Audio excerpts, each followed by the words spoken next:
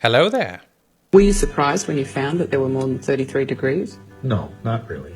See, here's how this works.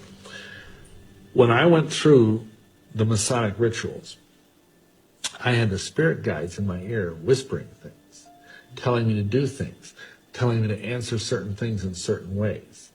Because I did that, I was identified by the leadership of the Grand Lodge of the state of Wisconsin that I was someone a little bit extraordinary. And see, that's one of the ways in which I ultimately got contacted by the Illuminati, is because the spirit guides had given me certain key things to say, key things to do, even gestures to make, stuff like that would identify me as being someone who was worthy of more light. You see, that's what they promise in all the Masonic degrees. They say, you get light, you get further light, you get more light. And of course, where does this light come from? Well, if you read the writings of the Masonic leaders, that comes from Lucifer. And how many Masons know that? Maybe 1 in 1,000, but most of them don't have a clue unless they bother to toddle upstairs and read the books that are in their own Masonic libraries like I did. How many Master Masons know that there are Satanists among them? I'd say the same figure I quoted earlier, 1 in 1,000. Right. Since Catholics are strictly forbidden to be Masons, why were you being asked to do two opposite things? What people don't realize is that the Catholic Church helped start the Masons. And that, for example, the Scottish Rite, most of the degrees in the Scottish Rite were written by Jesuits. So even though there is this apparent antipathy between the Masons and the Catholics, to the point that up until John Paul II's reign, if you became a Mason, you were Roman Catholic, you were de facto excommunicated, just like that. But actually, it's all a sham, because most of the high level of people in the Vatican are all Freemasons, and many of the people that are... For the last 3 years, a man on TikTok has been documenting the bone-chilling haunting in his home. His account is filled with these unexplainable captures with new paranormal evidence being posted sporadically. Well, just a couple weeks ago, he managed to catch something that terrified him to his core. Go lie down. It's okay. Lie down. Stay. I've been doing this all morning, and I don't have time for this today. Stop. Hey, buddy. I got too much going on. You got to cut it out. Whoa. Okay. I'm just going to set it up. Paper towels. And we'll just let the phone roll.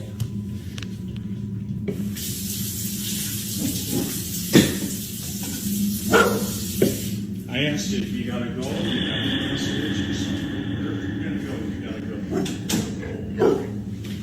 Calm down. He's okay. Please, not today. Just, holy cow.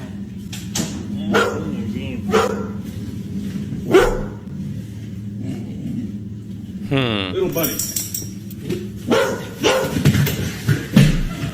The door to his basement repeatedly opened on its own, but as he set his phone down to record, a terrifying dark figure can be seen standing on the stairs. This figure continued to open the door, inching closer and closer towards the top step. This ominous pitch-black being looks to be the cause of all the strange occurrences over the last 3 years. And that one's a tough call. I mean, really, I think that could be fairly not too difficult to fake. They didn't show the dog at all, so my thoughts usually are when that's the case that the dog is being messed with elsewhere. Perhaps, however, they're faking it is what's causing the dog to bark like that. So I'm pretty skeptical on that one. There are 2 reports today suggesting that the Chinese have a new agreement with Cuba to set up a listening post in Cuba. Are those reports accurate? I've seen that reporting. I can tell you based on the information that we have that is not accurate. You're saying it's not accurate that they're planning this? I'm saying we've seen the report. It's not accurate. I think you've heard my colleagues say this, and I'll say it again here. We've seen the reports. They're inaccurate. After many in the Biden administration called reports of a China spy base in Cuba quote, inaccurate. An official confirmed to Fox News yesterday that China is likely spying on us from Cuba, saying, quote, the People's Republic of China conducted an upgrade of its intelligence collection facilities in Cuba in 2019. This is well documented in the intelligence record. Here to react is former China strategist for the chairman of the Joint Chiefs of Staff, retired Air Force Brigadier General Robert Spalding. General, great to have you on the program this morning. I would love for you to help me understand the significance of this potential listening post or how long they've been spying on us from Cuba. It would be my impression that China, I would be unsurprised. I would be not shocked to find out China's spying on us from anywhere and everywhere, General. I assume they're cyber, basically in every aspect of our society and in every one of our institutions at this point. So how significant or shocked should we be to understand they might be building a listening post in Cuba? We already let other countries purchase real estate from us all the time, so I think this is hardly something we need to worry about. They're already comfortably among us. It is what it is. WTF.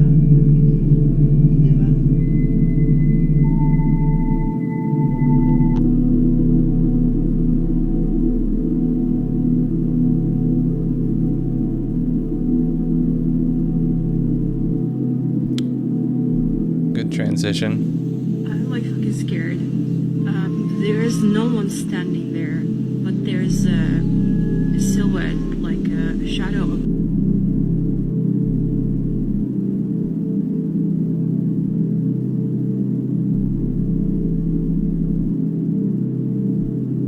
At this point, anything can happen when you work in a hospital.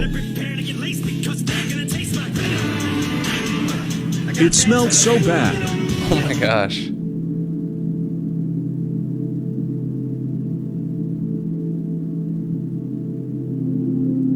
No, yo no sé.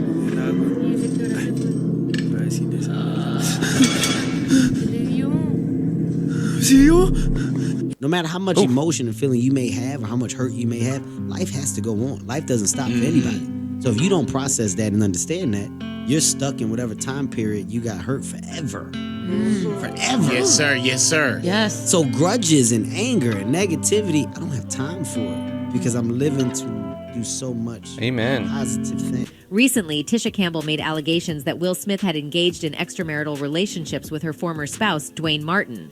She took to Instagram to share an image accompanied by the caption, "The truth always comes out in the end, no matter how hard anyone tries to hide it." Though the statement was somewhat cryptic, Tisha further expressed her thoughts in a comment stating, "And you're right, they will lie till the end. The real kiki is people will stop believing them." Many individuals perceived her deliberate capitalization of Will as a subtle jab at the rumored affair between two close friends. In addition, YouTuber Trisha Paytas accused Will Smith of sexually exploiting her male dancers.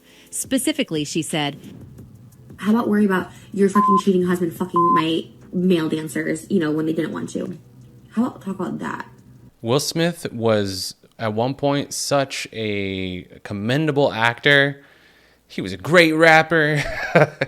Oh man, Will Smith, that whole family went so crazy Hollywood.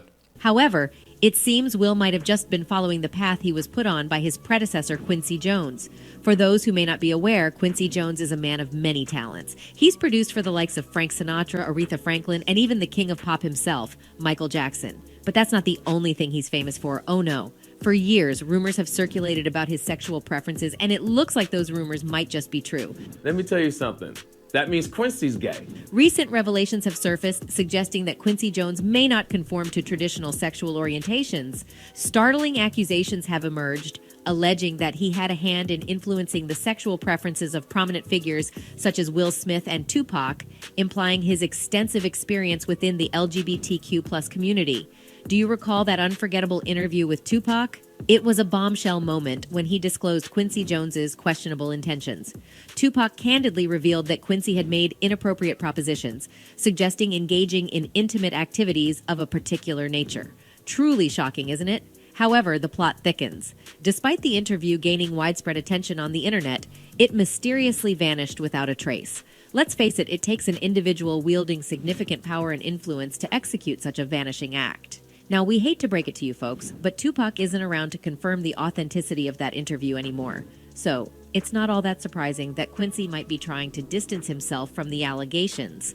Even Napoleon, who was supposedly a close associate of Tupac, has denied everything when confronted with the rumors. He defended Quincy Jones and dismissed all of the gossip in a blink of an eye. Yeah, I think these definitely, them rumors about Quincy Jones and all that crazy stuff about Pac was definitely rumors. Pac was about to marry his daughter. And if you think it stops there, think again. Some say that Jada and Will have been hosting wild gay parties at their house with much younger men. Jaguar Wright even spilled the tea, claiming that she's seen young men leaving their homes in a state of shock. Both bisexual, they do weird things in their house, and young men have left their house fucking screaming to get away from them in their mentorship.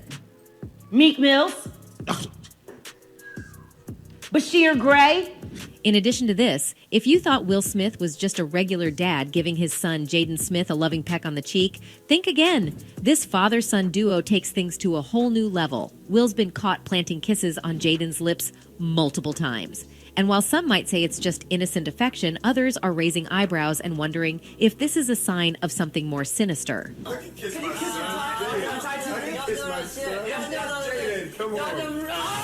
I have no problem with anybody's sexuality or, any of the crazy kinky stuff that they are interested in, but I think it's very clear that judging by just what we've seen the Smith family do in public, I think it's safe to say that the things that they do behind closed doors definitely cross the line. For some reason, I get Diddy vibes all over from that whole family. The Anunnaki. These ancient beings from Mesopotamian mythology have been the subject of much fascination and debate in recent years. But what if I told you that some people believe the Anunnaki were real and may have actually played a role in human history? According to this theory, the Anunnaki were a group of extraterrestrial beings who came to Earth thousands of years ago. They were said to be highly advanced, possessing knowledge and technology far beyond anything humans of that time could comprehend. But what did they want with us? Some believe that the Anunnaki were responsible for creating humanity, using genetic engineering to create a hybrid race of humans and their own species. Others believe they simply visited Earth to mine for resources, and may have even taught ancient civilizations like the Sumerians advanced techniques like agriculture and metalworking. While there is no concrete evidence to support the existence of the Anunnaki, their legend has persisted for centuries. Whether they were real or simply a myth, their story continues to captivate and inspire those who seek to understand the mysteries of our past. Underwater city discovered on Google Earth. This one's really creepy. It's underwater. See if I can find it. Right here. Watch.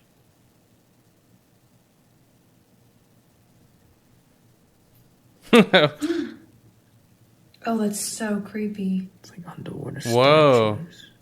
Okay. What is that?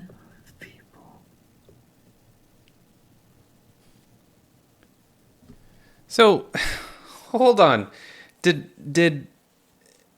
Is there just a Google car, a Google sub that roams all along? How are they getting this footage? How are they capturing this footage here? Is this real? I haven't done this much Google Earth, but this seems crazy that they can just get pictures like this. What on earth? Wow.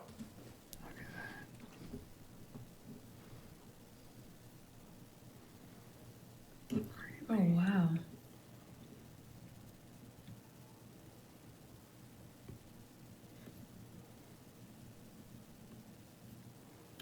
The scariest city I have been to was Varanasi, India, known for the Ganges River, which is really polluted, full of sewage. You see people are bathing in it. On the way to the hotel, you see dead bodies being burnt. And look at the hotel. Like, look how creepy it looks. The guy in the Speedo creeped me out. You gotta walk up 40 stairs. And even the inside, it was just kind of like old and scary. The door was creepy. And then electric fences so monkeys don't get in. And to go in and out the hotel, you got to go through this shady alley. You see people sleeping in middle of the street, even dogs. Yeah, you guys, this place like really creeped me out. It's wild that she wouldn't do a little bit of research ahead of time and be knowledgeable about that, but I guarantee you she will never forget that experience either. How many people actually believe in the idea that the way you think has some effect on your life? So how many people actually woke up this morning and consciously created a future? You know, the biggest reason why people don't do it is because you don't really believe it's true. You see, if you knew on a gut level that it was absolutely true, would you ever miss a day? And would you ever let any thought slip by your awareness that you didn't want to experience? So your brain, according to neuroscience, is organized to reflect everything you know in your life. Your brain is a record of your environment. It's a record, an artifact of your past. So if you believe this, then does your environment control your thinking, or does your thinking control your environment? So if you wake up in the morning and you get out of bed on the same exact side as you did the day before, you shut the alarm clock off with the same finger, you slip into your favorite slippers, you shuffle into the bathroom and you use the toilet like you always do, then you walk over to the mirror and you look at yourself to remember who you are, then you get into the shower and you wash yourself in the same routine. Let me just ask, does it take you that long to remember who you are? I feel like I remember almost immediately when I wake up. Way. Then you groom yourself to look like everybody expects you to look. Then you go downstairs and you drink coffee out of your favorite mug. Then you drive to work the same way as you did the day before.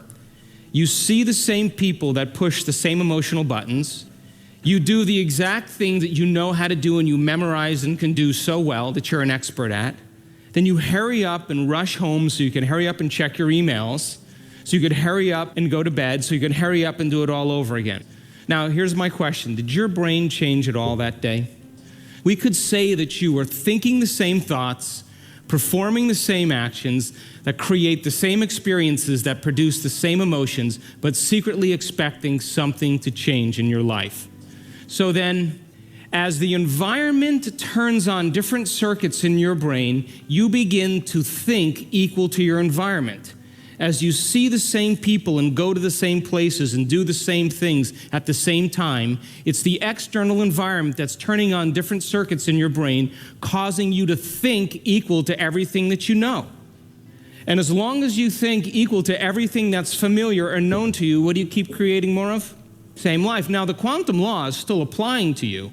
You're just thinking equal to everything that you know, and you keep creating more of the same. To change, to truly change, is to think greater than your environment. And every great person in history knew this, whether it was William Wallace or Mahatma Gandhi or Martin Luther King or Queen Elizabeth I or Joan of Arc. They all had a vision. They all had an idea. Couldn't see it, couldn't smell it, couldn't taste it, couldn't feel it, but it was alive in their mind. It was so alive in their mind that they began to live as if that reality was actually happening now. So can you believe in a future that you can't see or experience with your senses yet, but you've thought about enough times in your mind that your brain is literally changed to look like the event has already happened? Neuroscience says it's absolutely possible.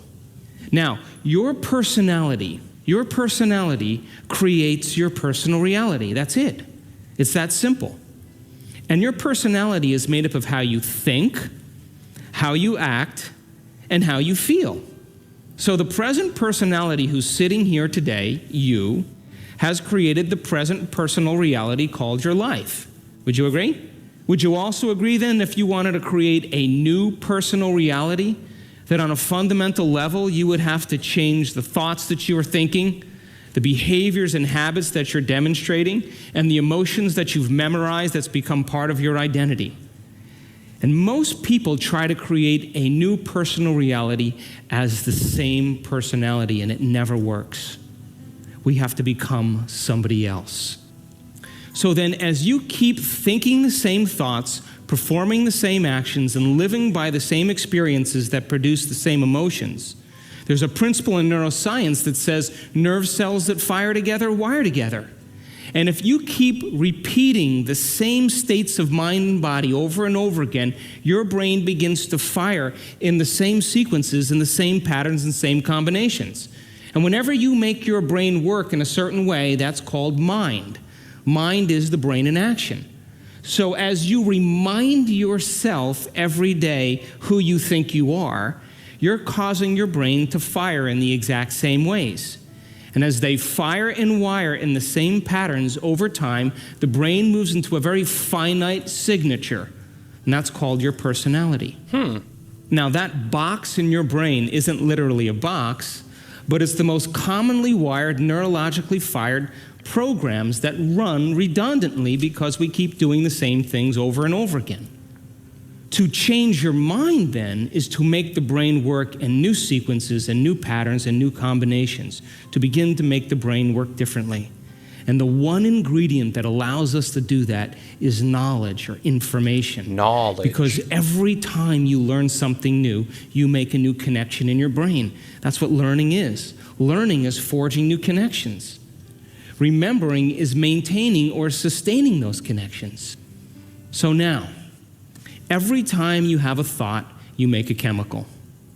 And if you have a great thought, or an unlimited thought, or a joyful thought, you turn on a set of circuits in your brain that fires in a very specific sequence, pattern, and combination that produces a level of mind that turns on another part of the brain that makes a chemical for you to begin to feel exactly the way you were just thinking, great or unlimited or joyful. Now, if you have a negative thought or an unhappy thought or a self-depreciating thought, you turn on a different set of circuits and a different combination, a different sequence, and a different pattern that produces a different level of mind. And the brain then begins to make a different batch of chemicals that signals the body for you to begin to feel exactly the way you were just thinking, negative or unhappy or unworthy. So the moment you begin to feel the way you think, because the brain is in constant communication with your body, you begin to think the way you feel, which makes more chemicals for you to feel the way you think. And then you think the way you feel, and then you feel the way you think, and then you think the way you feel. And some people do this for 20 or 30 or 40 years. Now, the redundancy of that cycle over time creates what I call a state of being. And a state of being is when your mind and body are working together, or your thoughts and feelings are aligned to a concept. So thoughts are the language of the brain, and feelings are the language of the body. And as people get caught in this cycle of thinking and feeling and feeling and thinking, over time, they condition their body to memorize that emotion as well as the conscious mind. And whenever the body knows as well as the mind, that's called a habit. A habit is when your body is the mind. Now, 95% of who you are by the time you're 35 years old is a set of memorized behaviors, set of emotional reactions, beliefs, perceptions, attitudes that run just like a computer program. 95% of who you are memorized into you. 95% of... Well, let me go back here. 5% of who you are by the time you're 35 years old is a set of memorized behaviors, set of emotional reactions, beliefs, perceptions, attitudes. So 95% of who we are is essentially set by 35. I mean, that does make sense. To me, it seems like even sooner people are pretty set in their ways, but by 35, definitely that makes sense. That run just like a computer program. So 5% of your conscious mind begins to work against 95% of what you've memorized. So the person wants to think positively, but they're feeling negatively. They want to create their dream board, and put up their future life, but they feel unworthy. That's mind and body in opposition. We have to recondition the body to a new mind. So how many people know someone who's memorized suffering? And you say to that person, hey, did you read the book I gave you? What do they say? No. Hey, listen, we're going to go out to dinner. We're going to go see some stand-up comedy. We're going to go for a walk along the water. You want to come? No. What do they say? I'm insisting on this neurochemical order that no person, no thing, no experience can move us from it. That reminds me of the people that insist that they have the worst luck. Oh, that's just my luck that this unfortunate thing happened. Oh, it's just my luck. Or if somebody says, "Man, I hope something doesn't happen," and, "Oh, that'd be my luck." Like, what do you think you're doing by doing that? And we have these three brains to allow us to move into a new state of being. And the quantum field, universal mind, whatever you want to call it, responds to who you're being. Not what you're thinking, not what you're feeling, but the combination of how you're thinking and how you're feeling, called a state of being. Now, most people wait for what? Crisis or trauma or disease or loss or diagnosis to really want to change. They wait to the point where the ego is brought to such a low level that they cannot go on business as usual any longer. That's when we begin to look at how we're thinking or what we believe or how we act or our attitude or what emotions we're living by. And my message is, why wait? We can learn and change in a state of pain and suffering, which tends to be the human model, or we can learn and change in a state of joy and inspiration. Dr. Joe Dispenza, again, putting out some gold nuggets there. It really is about not focusing too much on the negative and kind of being in the present moment. That really helps us shape our reality. And great stuff. Great stuff. On tonight's episode of Unanswered Oddities, Religion. Ancient systems of belief that are said to hold the answers to the afterlife, the keys to eternity, and a promise of hot, horny, 72-year-old virgins. Each religion was guided by mysterious texts that were part instruction manual, part history book, and 100% completely made up. While today we are guided by the one true voice of the monolith, some still have claimed to have had unexplained religious experiences. The township of Ninis, 43 hours north of Deedle. One Gluron says they are the second coming.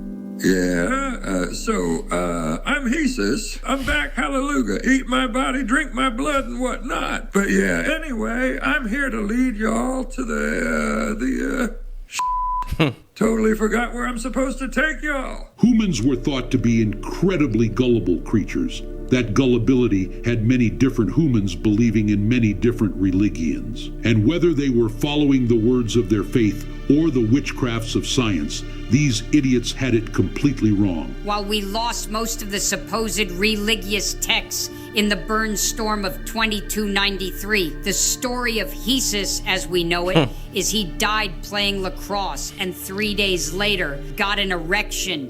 It would have been quite the sight. Some Glorans see similarities between religions of the past and the monolith of today. Religion is a lie, brother. The monolith is a lie. None of this is real. You're not real. I'm not real. You mean to tell me we're all just meat ghouls riding a rock and ripping cigs? F that. Tiggy's calling Religion is very much real for Mr. Washington.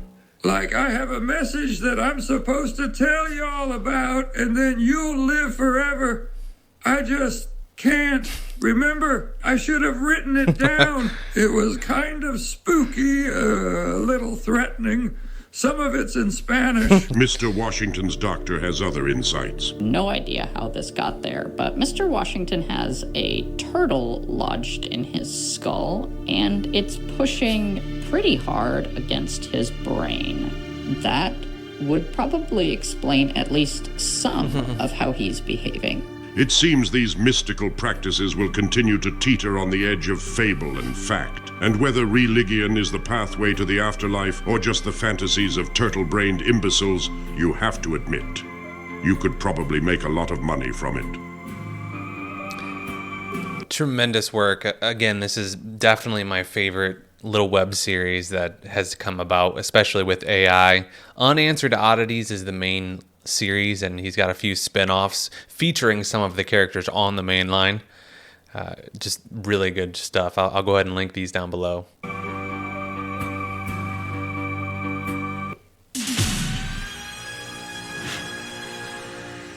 On tonight's episode of Unanswered Oddities, Uter Spaci, the final frontier, the vast unknown, The big dark thingy with shiny little specks. Thanks to the all-truth of the monolith, we know that Uterspachi is not a feasible destination for Glorans. But it still makes one wonder, are we alone? Some think we are not. The city of No, 15 seconds outside of Deedle. One Gloran claims to have been abducted by beings from Uterspachi. Oh yeah, I'm a big silly nilly. I went and got myself abducted by some cosmic lizards, and they took me up into their silver wizamadoo. And wouldn't you know it, they were so nice. They gave me a bath, and then they proceeded to cut off some of my skin, and that was the most horrific pain I ever experienced. At some point, though, when they were slowly cutting into my flesh, I must have flinched and scared one of the fellas, the poor thing, because it let out this terrible shriek, and my heart just melted for the little guy. I was like, honey, you can take all the skin you want. The current stance of the monolith is that Uterspachi can neither be reached nor traveled. Any claims otherwise are subject to lifetime imprisonment or non-fatal stabbings by a jury of your peers. The way that humans tell it is that Uterspachi got banged into existence. Imagine, if you will, some celestial Casanova blowing a load of star batter into an empty vacuum cleaner. It would have been quite the sight. The grand scale of Uterspachi can be hard to grasp for some. Where the am I? Since we last spoke to her, Geggy Burlod was taken into custody by the Monolithic Bureau of Insinuation for her illegal claims of creatures from Uterspachi. Oh yeah, so I'm in the slammer now. Old Geggy's a convicted criminal. You know, they don't let us sleep, and they got us on these regularly scheduled electrocutions, but it's not so bad in here. I befriended a wall, and one of the gals said she wants to rip my eyeballs out so she can play marbles, and I think that's just neat. I do not recall a Geggy Burlod. I do not recall her offering me cookies upon arresting her. I do not recall eating said cookies. I do not recall saying yummy after every bite. I do not recall this very conversation. Are we truly alone? Do we go home every night and stare at the ceiling in solitude, thinking about those who we've wronged because of one stupid decision after a friend's birthday jam? Call me back, Ragnora. Please, I swear I've changed. How is the writing so good? The writing is so good. It's so relatable, and in that it shows various situations and scenarios objectively outside of our own humanistic point of view. They definitely bend and shape things well enough that it's just chef's kiss. I love this stuff. We'll do one more. On tonight's episode of Unanswered Oddities, the lost city of America. This mythical land was a valiant protector for defenseless corporations and a caring home for over 350 million guns. The Americans loved things like baseball and apple pie and not having health insurance. No one knows exactly what happened to America, if it was even real, but that hasn't stopped Glorans from searching for the lost city. West of Deedle, one Gloran claims to have found America. I came out here to practice my switchblade. It's a dangerous passion, but I love it, and that's when I found it. The American flag. This is probably the one they flew at the Capitol building. Says made in China on the inside of it. That must have been a neighborhood in America. Based on our studies of the lore, Americans consumed an immense diet of hot dogs and pharmaceuticals. To verify Mr. Pruckett's claim, we can test the soil for those drugs. Yeah, I smoked the dirt. It was the first thing I did. Woke up 37 hours later thinking I was a warrior, but also a princess. This is definitely American soil. While what happened to America is still a puzzle, the legend of how the city came to be is pretty fascinating. As the story goes, the Americans came to the 100% completely unoccupied land. seeking freedom from an empire that had imposed taxes upon the Americans. In retaliation, they threw a giant tea party that killed over 20,000 people, forcing the empire to flee and finally giving the Americans the freedom to build their city, where again, absolutely no other humans before them existed. It would have been quite the sight. Another Gloran claims that they know the truth about America, but is asked to remain anonymous out of fear for their safety. Hey, listen up, brother. Damn, my voice sounds cool. Burrito, that's awesome. Anyway, America is real. The one true monolith was forged in the Lost City, a small corporation that was making gumballs. Has the city now been found? Has it been lost to time? Or did it ever exist at all? Either way, we mustn't follow in the footsteps of the fabled story of American. Update. Since taping this episode, frequent contributor to the program, Tiggy Skibbles, has gone missing. If you have any idea of Tiggy's whereabouts, please scream in place until we find you. So unique and creative. So unique. And they utilize the AI really well. I mean, obviously you could have like a standard form of animating, but it definitely works with AI. So again, just tremendous work. The superpower you're after, which you actually can acquire through this practice, is to realize that virtually all of your psychological suffering, and actually arguably virtually all of your physical suffering, I mean, the difference between physical pain and suffering, which, I mean, those two are not quite the same thing, is a matter of being lost in thought. It's a matter of thinking without knowing that you're thinking. And what mindfulness does, and really any technique of meditation ultimately should do, is teach you to break the spell of being lost in thought and to notice a thought as a thought. I mean, the huge difference is, until you learn how to meditate or do something like meditation, you're just helplessly thinking every moment of your life. You're having a conversation with yourself. That's absolutely right, but I think it goes well beyond that. And I want to say this was potentially in A New Earth, the book.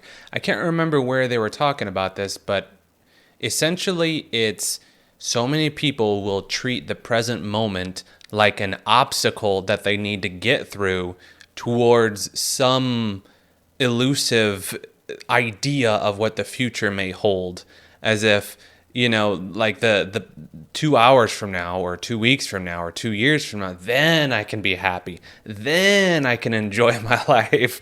And so many people just want to rush through the current moment where it's dreadful, I'm bored, I'm working, I'm doing chores, I'm, you know, whatever current thing that we have to do. But really, there's so many ways that we can appreciate and be mindful of, hey, I'm alive. I'm here. I'm able to think. I'm able to speak. I'm able to exist. And at the end of the day, that's, you know, being aware of how lucky we really are is so vastly valuable to our contentment in life. You're having content, whether it's imagistic or linguistic, pour forth into consciousness every moment, and so incessantly that you don't even notice it. It's just white noise. And not only does it completely color your experience moment to moment, so like if they're angry thoughts, you're angry. If they're depressed thoughts, you're depressed. If they're sad, you're sad.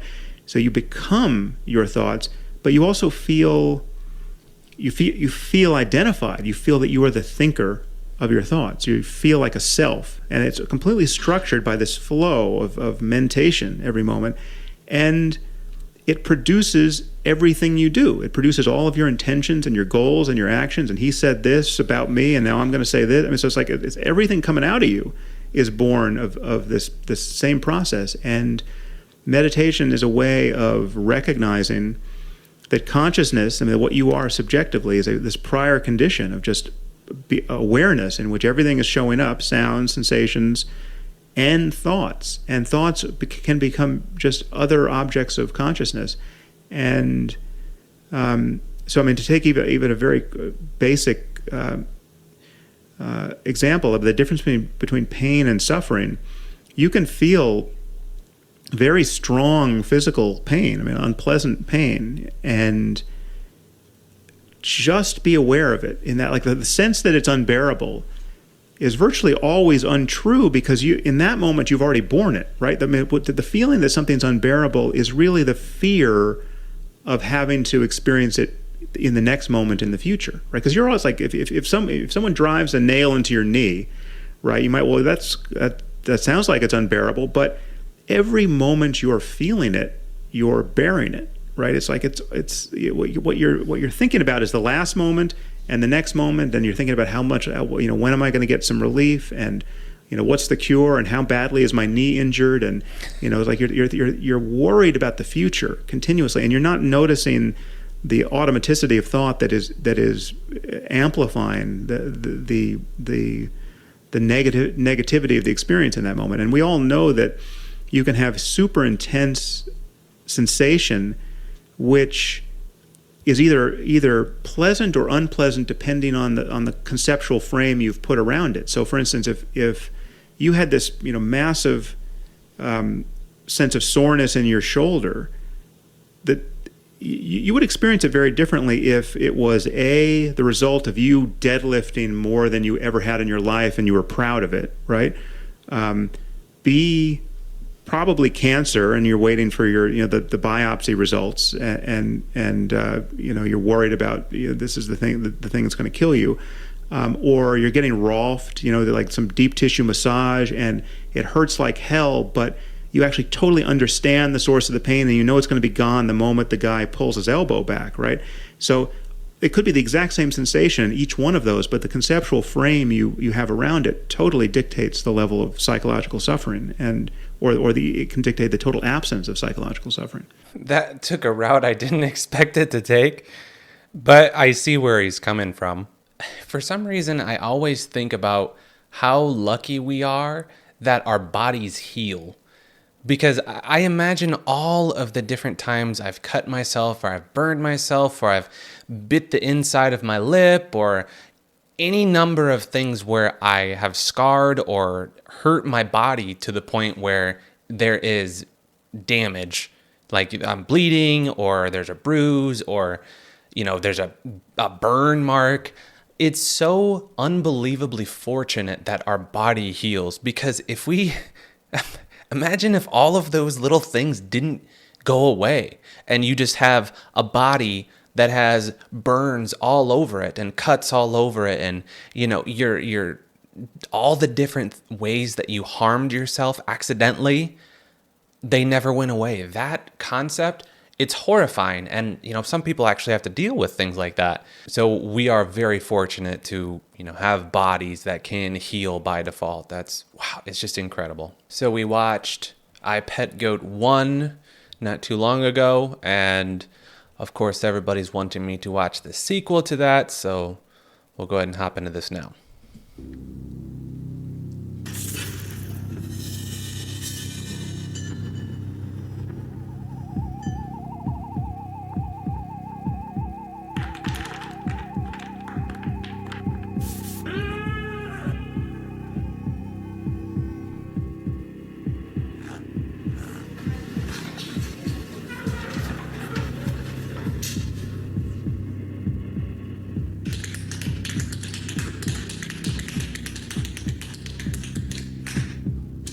Whoa, oh my gosh, I can already see so much symbolism. First off, I love the checkered flooring that you see in a lot of the Masonic various symbolism. I think it looks cool, but that's seen ever present in various different conspiracy lines. Of course, it looks like Bush is tap dancing for us. He's got his dunce hat on. It does look like he's in front of a blackboard, so maybe he's trying to educate people, but what I'm seeing is him tap dancing, so it makes me think he's, hey, look, I'm entertaining, and kind of the politics scene in general, just entertainers for the most part. Fool me once, fool me once, fool me once. Shame on, shame on. Shame on you, shame on you, shame on you. Fool me, take that fool again, take that fool again, take that fool again, take that fool again, take that fool again, take that fool again. Turns into Obama.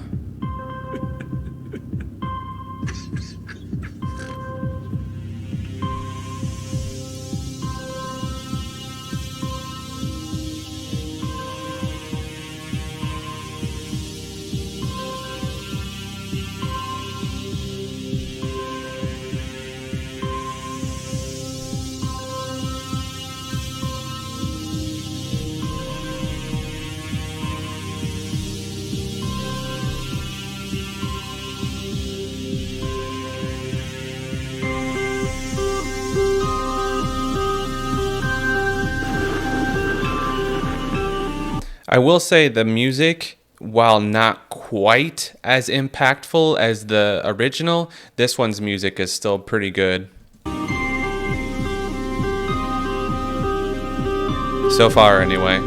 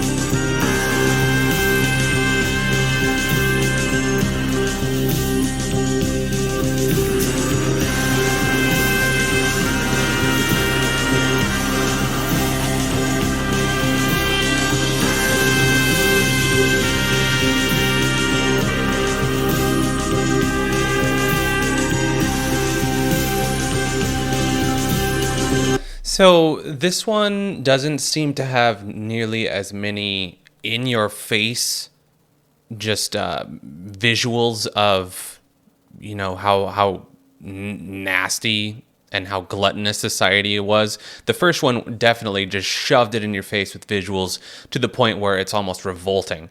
But with this, it feels like it's focused less on society and the gluttonous nature, and this, it seems more heavy into, it seems possibly more heavier into the symbology, but it does seem to be more on the spiritual side of things rather than the hell on earth that we experience here.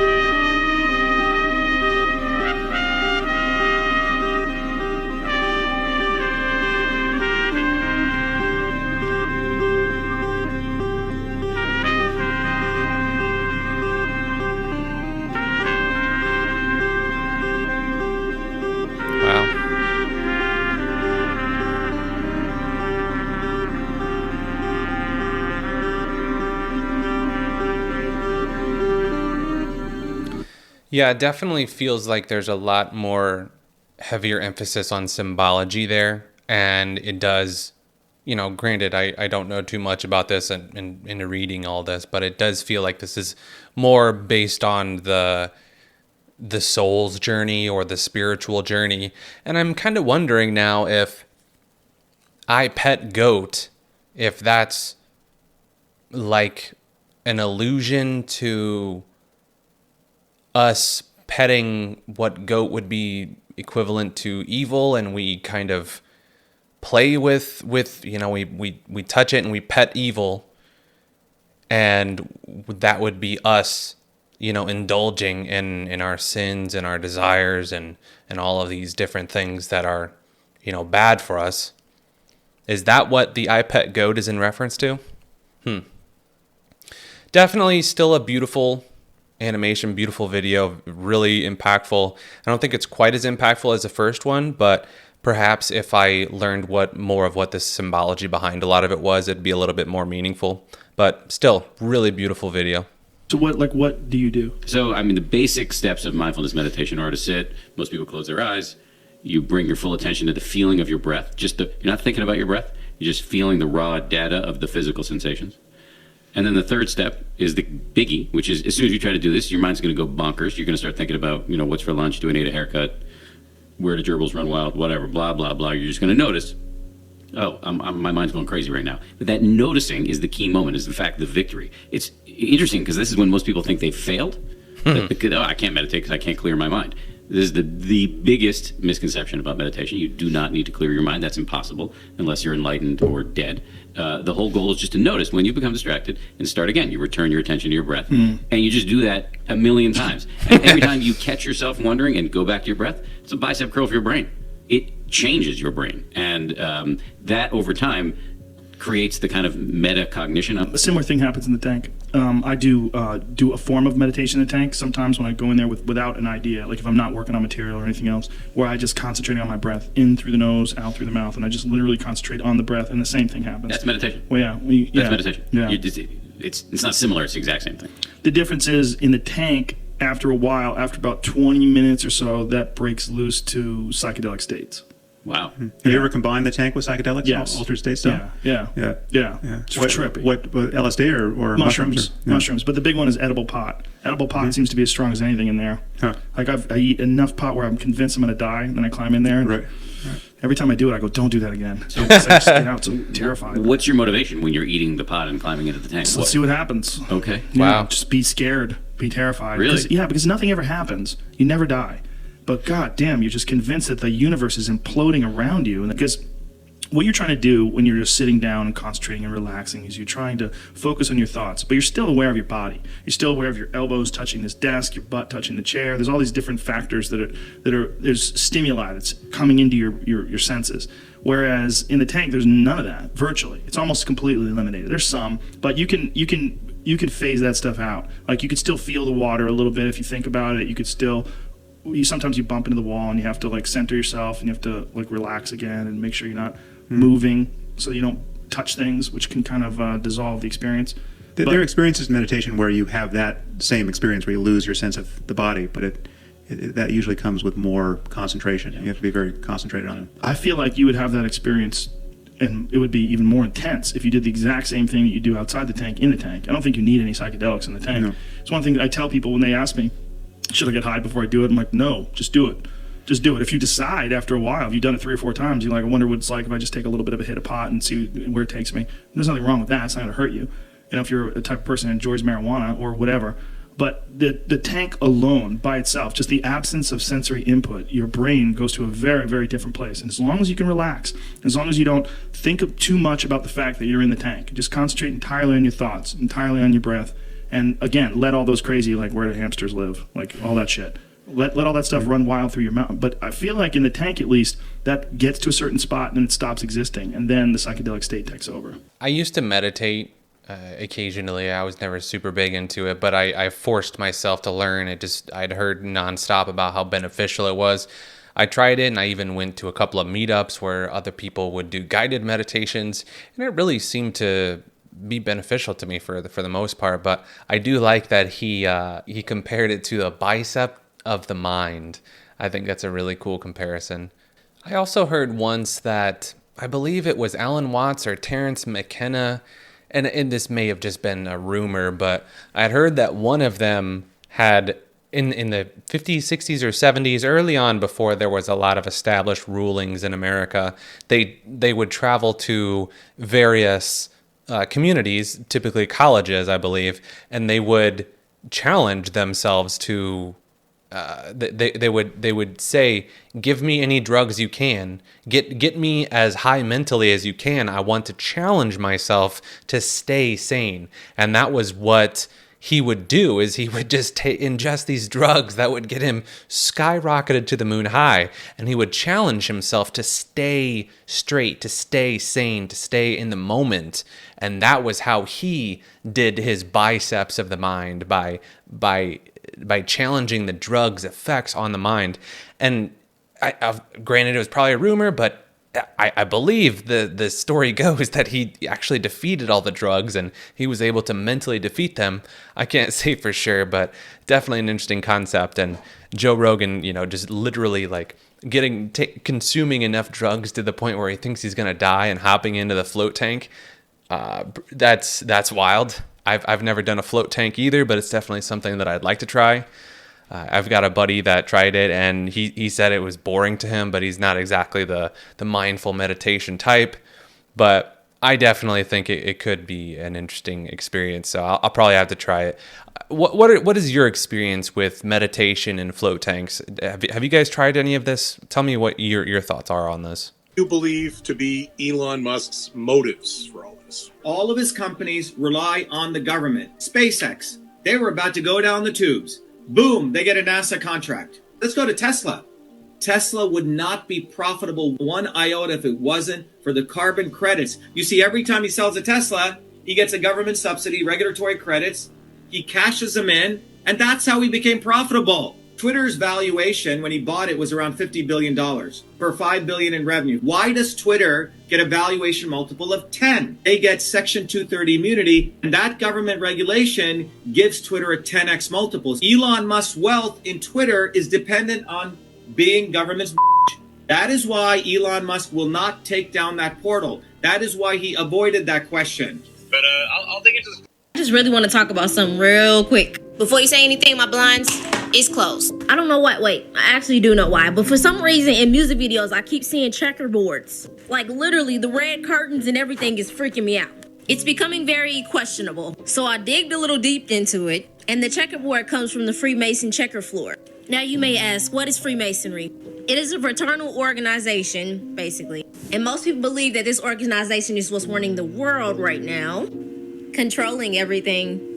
So when you go away to college, they say, oh, join a fraternity. It'll help you get more places. You'll be able to get more jobs and stuff. And we know that Freemasonry is a fraternal organization. And in fraternities, you have to do rituals. So let's just say the music industry is applied to most of these rituals, because I'm seeing a lot of checkerboards here. So it's just like, does the checkerboards mean that they're associated with a specific society? Because most people who have the checkerboards are rich, famous, and all of that. This is Khloe Kardashian's house right now. So when you see that checkerboard, know that people are affiliated with that fraternity that gives them connections. But it's like, what are you doing to get those connections, though? Because you got to, like, do certain things. So it's just very much so questioning. I'm just a fellow citizen looking at these things and connecting the dots. Oh, this country. Y'all be safe, though. I went back on Google Earth viewing Antarctica at this lab building. This is my 1932 Masonic Bible. It was my stepmother's dad's or whatever. I guess he was a Freemason. I don't know. But, or it was his father's or something. But anyways, yeah. There's a bunch of interesting pictures in here. Egyptian style pictures. So, here's something. And then that's, this says 1932 right there. So I'm going to find the pictures that look interesting, and I'll make a couple videos. Okay, Cool. Bye. That would be so cool to have access to. That would be so cool. Although I will say, I've known a few Masons throughout my life, and none of them ever really seemed super enlightened or illuminated, as they keep alluding to, that, you know, it's you're looking for more light, you're looking for more knowledge, more hidden esoteric information.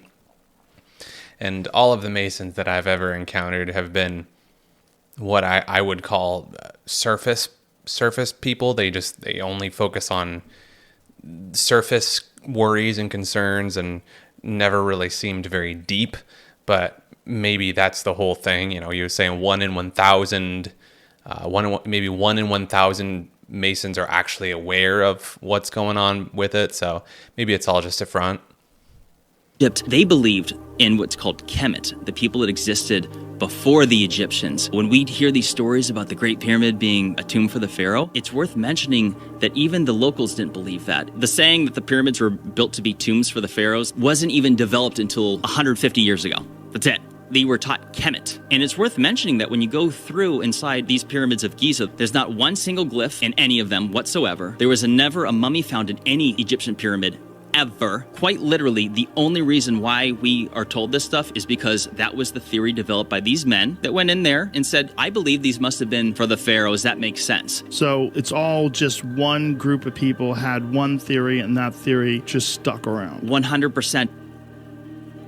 I'm a Freemason. Tell me what you think about that. Okay, what level are you? 32nd degree. 32nd degree. Well, that's pretty high. I would encourage you to repent.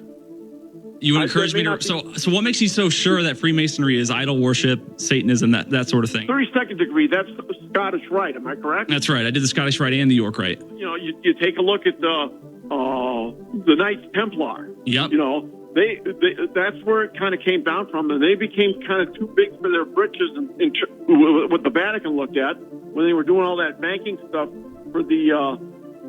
yeah, that's why Friday the 13th is considered unlucky, because that was the day that the Templar were disbanded and slaughtered. I am shifting into my highest timeline of freedom and abundance. I focus on what's going right for me. I feel incredible. I am the highest version of myself right now. So these are auto-suggestions, what some have called incantations. Some people say that they're spells. Some people say that all words are magic. But essentially, you repeat a phrase so much to yourself that you brainwash the way you think, and therefore you slowly make it a reality.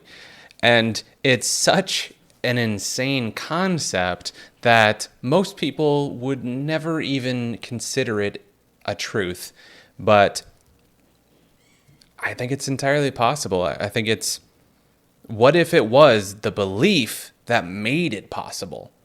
And by people being so skeptical, they turn off that innate ability that is given to us.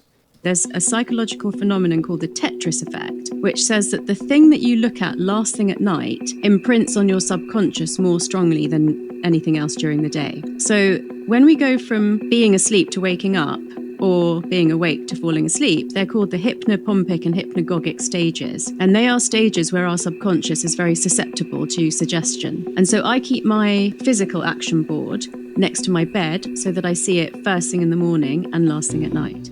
If you're entertaining a negative idea, and this is the emotional mind, by the way, and you let yourself get emotionally involved in the negative idea, you instantly move your body into a negative vibration. There can be no intelligent action come from a negative vibration, ever. If energy is in a negative vibration, it must move into negative form. Scientists now discovered that you can quantum entangle through conscious thought, and they've actually entangled people's thoughts together now. They took one person and put him in front of a video game screen, put another person that was, I think, in 2 laboratories away. The guy in front of the screen was blindfolded. The guy who was 2 laboratories away was looking at the screen, but the one that was blindfolded had the remote control, So the one that was looking was controlling the hand of the one that was blindfolded to play the game. So they entangled 2 minds already. Real science.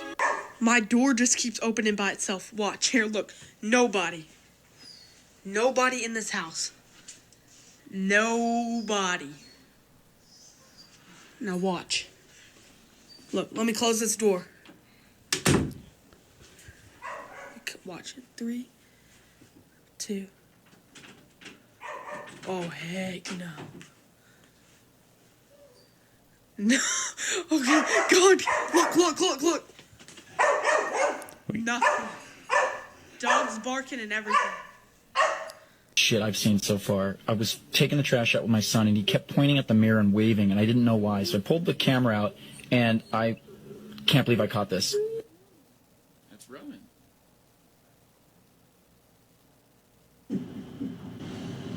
Some little fish left the mouse over there. Get up first. They're meant to be a retrieval cat.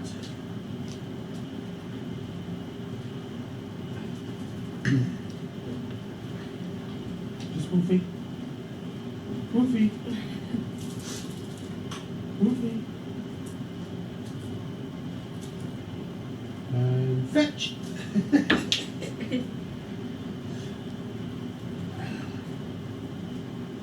That cat just disappear? Yeah, guy. We got out of the hospital at 6:30. Yeah. Got back here, got to bed at 7. My mum's meant to be at work, but obviously she's... Yeah. Well, I told her she'd be stupid if she went into No, well, she can't go in. She texted But the camera was conveniently set up there, so... Yeah. At the end of the day, there are so many incentives to fake things that are extraordinary, to get views and to get clicks. So I get why people do this, but at the end of the day, that makes the truly incredible and truly extraordinary things that much more difficult to believe. But with that said, guys, thank you so much for tuning in. We're going to call it on that note. I want to thank you guys so much for tuning in. Much love to each and every one of you guys. Feel free to like and subscribe, or don't. Either way, I love you. Cheers, friends.